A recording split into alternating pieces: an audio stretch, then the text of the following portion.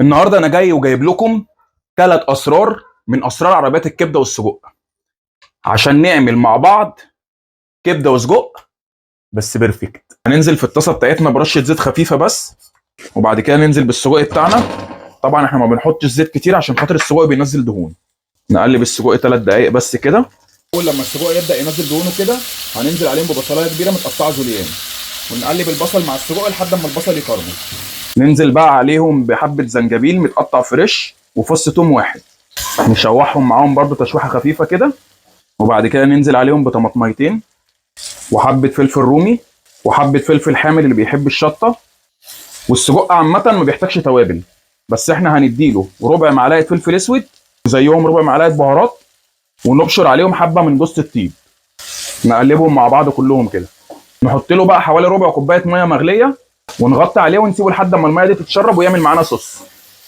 الكبده بقى وتركاتها، هننزل اول حاجه بحوالي راس توم معانا، وننزل عليهم بنص قرن فلفل حامي ومعلقه ملح صغيره ونص معلقه كمون ومعلقتين من الكزبره الناشفه. اهم حاجه يا جماعه الكزبره الناشفه هي اللي بتدي طعم للكبده زي اللي بندقه في عربيات الكبده. ندق الكلام ده كله بقى. بعد ما دقينا التوم هننقله في اي بوله عندنا فاضيه. ننزل بقى على التومه بتاعتنا دي بحوالي فنجان خل ونمكسهم مع بعض كده. تمام كده، الدقه بتاعتنا بتاعت الكبده جاهزه. هنبدا نشتغل بقى في الكبده. اول سر معانا الكثير والكثير من الزيت. زيت كتير، معلش انا اسف، انا اصلا من الناس اللي ما بتحبش الزيت الكتير.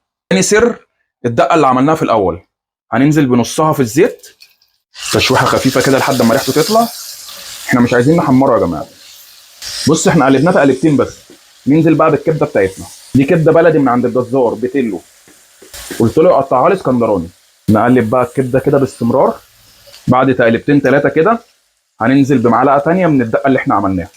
انتوا لو واقفين معايا يا جماعه هتشموا نفس الريحه بتاعت عربيات الكبده اللي بتجيبنا من اخر الشارع. لما نحس ان الكبده قربت تستوي كده بقى هننزل معانا بفلفل رومي كتير برضو ونص قرن فلفل اخضر حامي.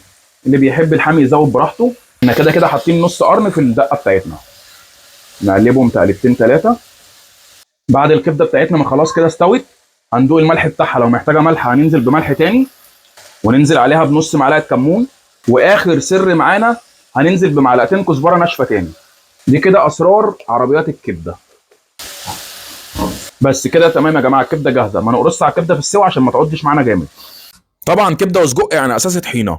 هنجيب طحينه خام وننزل عليها بليمونه وغطا من الخل وربع معلقه فلفل اسود ومعلقه كمون كبيره ورشه شطه خفيفه اللي بيحب الشطه ونص معلقه ملح صغيره، وننزل عليها بميه سخنه عشان الطحينه تحل معانا، ونمكس في الطحينه ولو احتاجت ميه نديها لحد ما نوصل للقوام المطلوب.